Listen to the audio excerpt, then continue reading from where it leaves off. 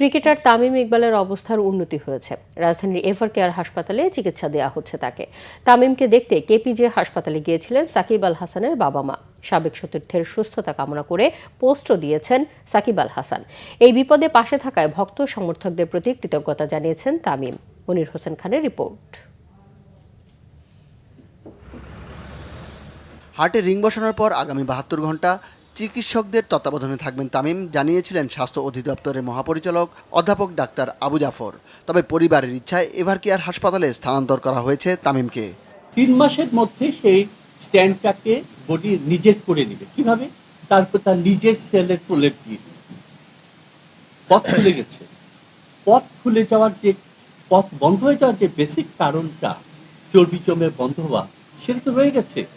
তার strong family লিস্টে আছে। তার কোলেস্ট্রল প্রোফাইল কেমন ছিল? বেশি। এই রিস্ক ফ্যাক্টরগুলো না কমালে তা আবারও হতে পারে। এদিকে বিপদের সময় পাশে থাকায় ভক্ত সমর্থকদের প্রতি কৃতজ্ঞতা জানিয়েছেন তামিম ইকবাল।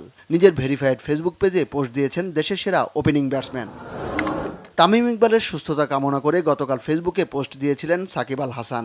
মঙ্গলবার তামিমকে দেখতে কেপিজে হাসপাতালে গিয়েছিলেন সাকিবের বাবা মা মাসুর রেজা ও শিরিন আক্তার। এদিকে তামিমের সুস্থতা কামনায় দোয়া মাহফিল করেছে বিএনপি। দুপুরে নয়াপল্টনের কেন্দ্রীয় কার্যালয়ে দোয়া মাহফিল অনুষ্ঠিত হয়। বিএনপি ও এর অঙ্গ ও সহযোগী সংগঠনের নেতাকর্মীরা দোয়া মাহফিলে অংশ নেন। প্রধান অতিথি ছিলেন বিএনপির স্থায়ী কমিটির সদস্য মির্জা আব্বাস।